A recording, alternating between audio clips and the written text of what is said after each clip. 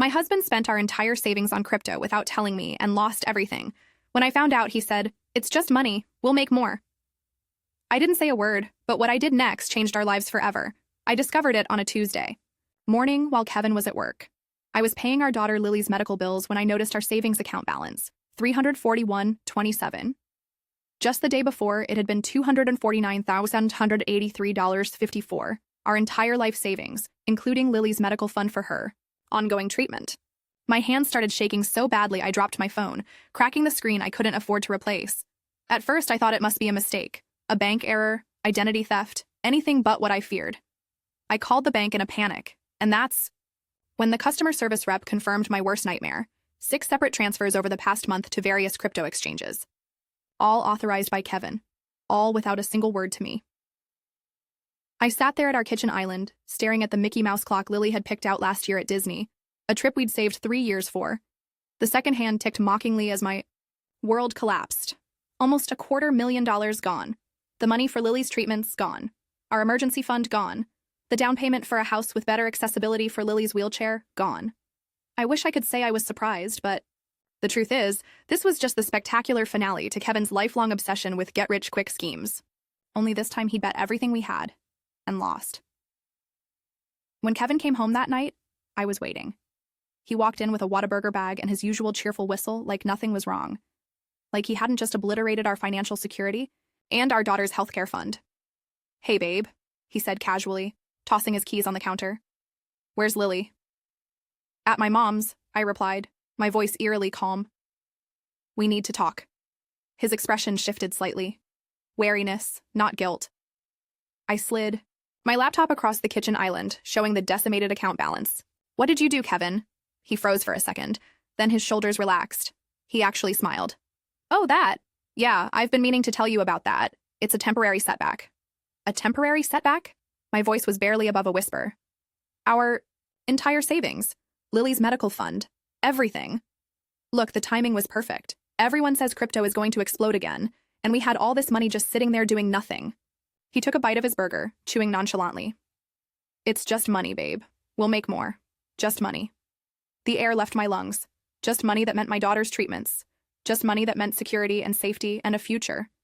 But more than the money, it was the betrayal, the secrecy, the unilateral decision that affected all of us. I stood up slowly. "I'm staying at my mom's tonight, with Lily." Alarm finally registered on his face. "Come on, don't overreact. This isn't that big a deal." I didn't scream. I didn't throw things. I just looked at him, really looked at him, and realized I was married to a stranger. "You spent our daughter's medical fund without telling me, and you think this isn't a big deal?" He started explaining about market volatility and how we could recover if we just invested more, but I wasn't listening anymore. I was already mentally calculating what I had left. $341 in our savings, $163 in my personal checking, and about $500 in cash I kept hidden in my office for emergencies. Just over $1,000 to my name, with a chronically ill child and a husband, who'd betrayed me at the most fundamental level. I walked out that night with a small suitcase and my daughter's medications. But what Kevin didn't know was that I wasn't just walking away. I was walking towards something else entirely, something that would change both our lives forever. Updated. Wow, I never expected so many upvotes and comments. To clarify, yes, the accounts were joint. A mistake I'll never make again. My attorney is working on it.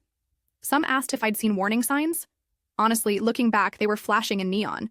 Did anyone else miss red flags with their partner until it was too late? Kevin wasn't always this reckless, or maybe he was, and I just didn't want to see it.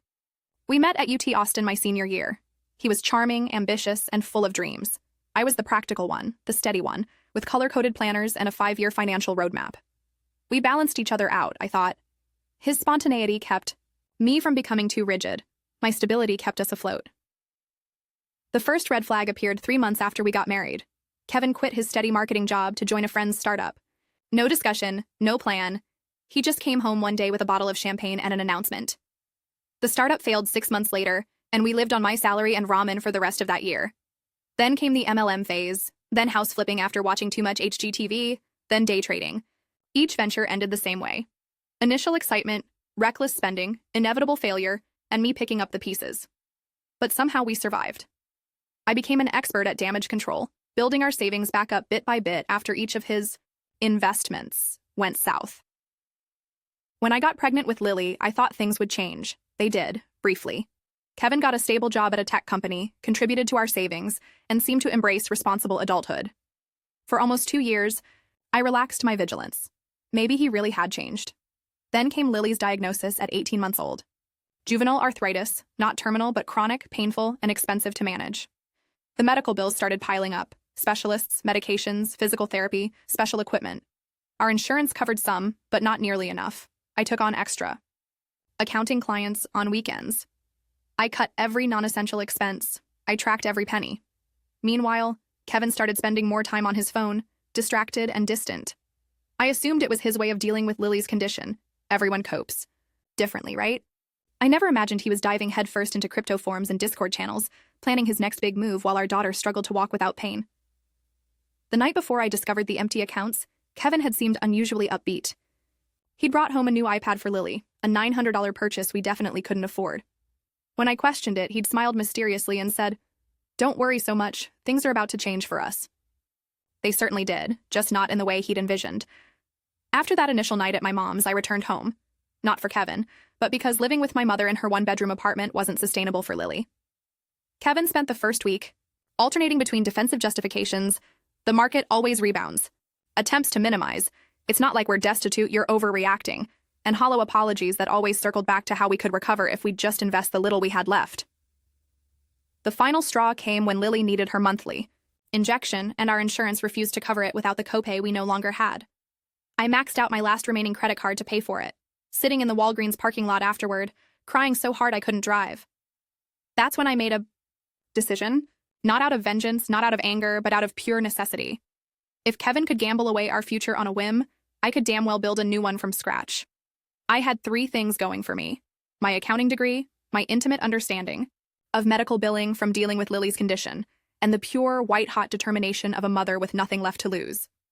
I also had $500 cash hidden in my office, money Kevin knew nothing about. It wasn't much, but it would have to be enough. That $500 became my seed money. I used $200 for a basic website, $150 for business cards and minimal marketing materials, and kept $150 as my emergency buffer. I named my company MedFin Advocates, a financial consulting service specifically for families struggling with medical expenses. My first client was my daughter's physical therapist, who'd been fighting insurance companies for years over denied claims. I offered to review her paperwork for free if she'd refer me to other patients if I found savings. 3 days later, I identified $8,400 in claims that could be appealed and resubmitted. She immediately referred me to 2 other families. I worked, at night after Lily went to sleep, at my kitchen table while Kevin watched TV in the next room, oblivious to what I was building. I charged $75 for initial consultations, then took 15% of whatever money I saved clients. It wasn't much at first, but it was something. My something. 1 month in, Kevin noticed I wasn't asking him for money anymore. "Did you get a raise?" he asked casually, scrolling through his phone. "No," I replied, not looking up from my laptop. "I started a business." That got his attention. "What? With what money?" The irony of him questioning my financial decisions almost made me laugh. Almost. "I had $500 set aside," I said. "It's already paying for itself." He seemed amused, like I was a child with a lemonade stand. "Well, good for you, babe. Maybe you'll make enough for us to get back in the game. The crypto market is showing signs of recovery." I finally looked up at him. "There is no us getting back in any game, Kevin. This money is for Lily's treatments. And our rent and food, essentials." His face darkened. "I'm still your husband. We make decisions together." I actually did laugh then, a short, harsh sound that surprised even me. That's rich coming from the man who emptied our accounts without a word. You forfeited your right to an opinion about my money when you gambled away our daughter's medical fund. "It wasn't gambling," he snapped. "It was investing. There's a difference." Not from where I'm sitting. By the 2-month mark, I had 16 regular clients and had to start turning people away. It turned out there was a massive need for someone who understood both accounting and the nightmare of medical billing. I created spreadsheet templates, form letters for appealing denied claims, and step-by-step guides that my clients could use. Word spread through support groups and doctors' offices. The parents in Lily's arthritis support group became clients, then advocates who referred more desperate families. I hired a virtual assistant with my first real profits, then a part-time billing specialist who'd been laid off from the hospital. 3 months in, I registered the business officially, opened separate business accounts, and met with a small business attorney. 6 months in, I was making more monthly than I had at my full-time accounting job, all while Kevin watched with increasing confusion, then resentment, then a strange mix of admiration and jealousy. "I could help," he offered one night as I was preparing for a presentation to a parents' support group at Dell Children's Hospital. "I know about marketing, social media, growing an audience." I considered him for a moment. "What would you tell people, Kevin? Trust us with your medical finances because I personally know how quickly they can disappear?" He flinched. "That's not fair." "Neither was what you did to us." By the time our 1-year anniversary of the crypto disaster, as I now thought of it, approached, Medfin Advocates had 6 employees, an office in North Austin, and a waiting list of clients. I'd been featured in the Austin American-Statesman and on a local news segment about healthcare costs. I'd developed partnerships with 3 area hospitals to provide counseling services to patients facing complex medical bills. I'd also finally told Kevin I wanted a divorce. Not because I hated him. The white-hot rage had cooled months ago. Not even because I couldn't forgive him, though trust was another matter entirely. I wanted a divorce because somewhere along this journey, I'd rediscovered the woman I was before I became Kevin's financial safety net and Lily's overworked caretaker. I liked her. I respected her. And she deserved better. Kevin didn't take it. "Well, you're punishing me," he accused, pacing our living room. "I made one mistake." "One mistake that could have killed our daughter if she'd been denied treatment," I corrected quietly. "One mistake that showed me exactly who you are and what you value." "That's not fair," he repeated, his go-to defense. "I've changed. I've been supportive of your business. I haven't touched crypto in months." "Congratulations on meeting the bare minimum standards of human decency," I said, not unkindly. "But this isn't about punishing you, Kevin. It's about me finally prioritizing myself and Lily. I've built something important, something that helps people, and I did it without you. I don't need you anymore, and I don't think I want you either." He stared at me like I'd suddenly started speaking another language. "What do you want from me?" he finally asked, his voice smaller. I sighed. "Nothing, Kevin. That's the point." But that wasn't entirely true. 2 days later, I called him with a proposition. "I need someone to handle the company's social media and basic marketing," I said. "The pay isn't great to start, $45,000 plus benefits. You'd report to my operations manager, not me. No special treatment, no shortcuts, no investments or big ideas without going through proper channels. Just steady, consistent work building our brand the right way." Silence on the other end. "Why would you offer me this?" he finally asked. "Because despite everything, you do have skills. Because you're Lily's father. Because maybe, just maybe, you can rebuild some of what you destroyed. Not our marriage, but your relationship with your daughter, your financial stability, your self-respect." I paused. "It's a job offer, Kevin. Take it or leave it." He took it. The day our divorce was finalized was also the day Medfin Advocates secured its first major hospital contract, worth $1.2 million over 3 years. We'd be providing financial counseling services to all patients with chronic conditions or bills, exceeding $10,000. That evening, I picked up Lily from her after-school program and drove to our new apartment, a wheelchair-accessible unit in a good school district, with enough space for her medical equipment and my home office. As I helped her with her evening stretches, my phone buzzed with a text from Kevin. "Congratulations on the contract. You've built something amazing. I'm proud of you even if you don't need me to be." I showed Lily the text.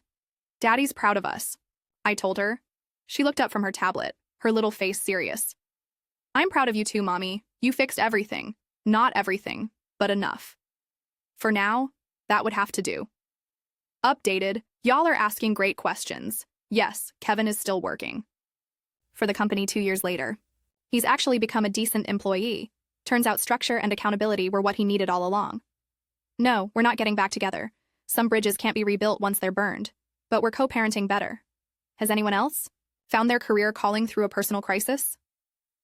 2 years after the crypto disaster, Medfin Advocates was valued at $4.7 million. We had offices in Austin, Houston, and Dallas, with plans to expand to other states. Our team had grown to 32 employees, including specialists in insurance appeals, medical billing, disability applications, and financial planning for families facing long-term medical needs. Kevin was still with the company, now as our marketing director. He'd earned the promotion fair and square, building our social media presence from nothing to over 200,000 followers across platforms. Our TikTok channel, featuring short videos explaining medical billing hacks and insurance loopholes, had gone viral multiple times. I won't lie. Working with my ex-husband wasn't always easy. There were moments of tension, old patterns threatening to resurface, but we'd established clear boundaries, professional and personal. He reported to the COO, not me. We communicated about Lily through a co-parenting app. We kept our personal lives separate from work, and Kevin had changed. The humbling experience of working his way up in a company built from the ashes of his biggest mistake had matured him. He'd completed financial counseling, established a modest but growing savings account, and most importantly, rebuilt his relationship with Lily. As for me, I'd transformed from a shell-shocked victim to the founder and CEO of a company that was actively changing lives. The local business journal had named me Entrepreneur of the Year. I'd testified before the state legislature about medical billing practices and insurance transparency. I'd been invited to speak at healthcare conferences across the country. But the achievement I was most proud of came in the form of the Lily Fund, a nonprofit branch of Medfin advocates that provided grants to families whose children needed medical treatments their insurance wouldn't cover. We'd helped over 300 families in the first year alone, distributing nearly $900,000 in financial aid. The money for the initial endowment had come from my first major business loan, the same amount Kevin had lost in crypto, $250,000. It felt like cosmic justice, turning that exact figure into a force for good. The irony wasn't lost on Kevin either. At the Lily Fund's launch gala, he'd approached me with a check, his entire year-end bonus. "I can never make up for what I did," he'd said, handing me the envelope. "But I can help make sure other families don't suffer for someone else's mistakes." I'd accepted it with a nod, no words necessary. Some debts can never be fully repaid, but acknowledgement is a start. One Thursday afternoon, as I was reviewing our quarterly projections, my assistant buzzed to say Kevin wanted to see me. He rarely came to my office, respecting the boundaries we'd established, so I knew it must be important. He entered looking nervous, a folder tucked under his arm. "Got a minute?" I gestured to the chair across from my desk. "What's up?" "I've been working on something." He opened the folder and slid a document across to me. "It's a proposal for expanding the Lily Fund nationwide. We could partner with children's hospitals in major cities, streamline the application process, create a network of volunteer financial advisors." I skimmed the proposal. It was thorough, practical, and potentially game-changing for thousands of families. "This is good work, Kevin," I said, genuinely impressed. He smiled slightly. "I've learned a few things from you over the years." As he left my office, I realized that while some bridges can't be rebuilt, sometimes new ones can be constructed in their place.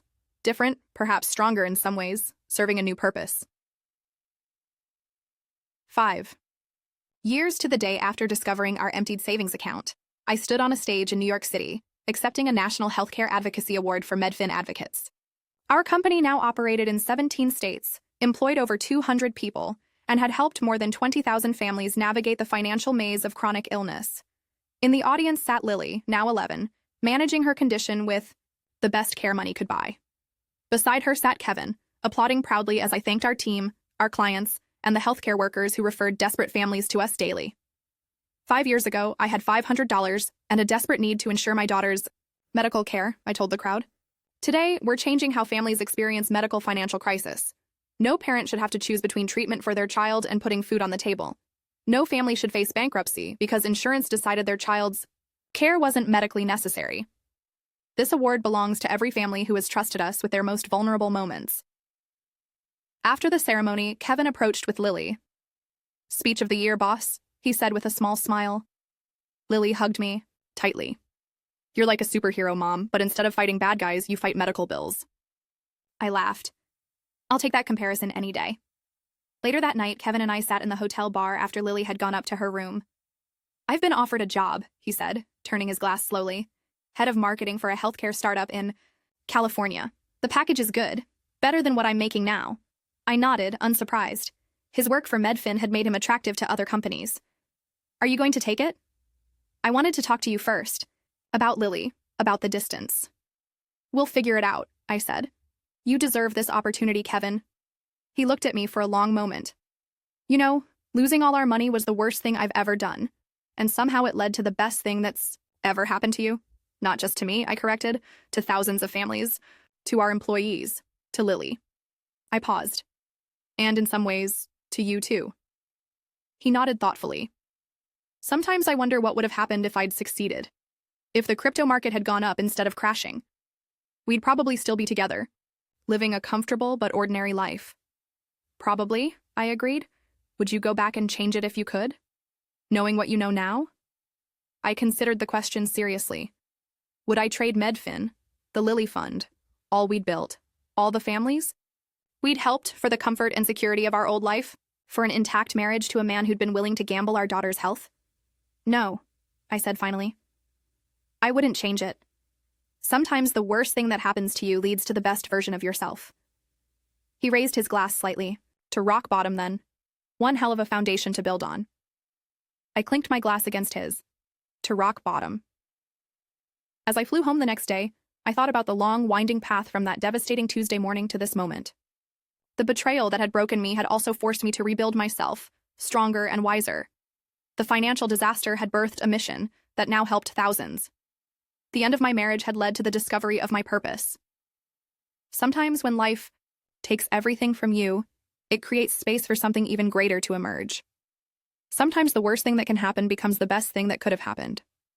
And sometimes, just sometimes, it's just money. We'll make more, turns out to be accidentally prophetic, just not in the way anyone could have predicted. Updated. This is my final update. Medfin just acquired our biggest competitor, making us the largest medical financial advocacy firm in the country. Kevin moved to California last month for his new job. Lily and I miss him, but we're all thriving in our new normal. Thank you all for the support throughout this journey. If you could, go back and change your biggest life crisis, knowing it eventually led to something better, would you? Be honest.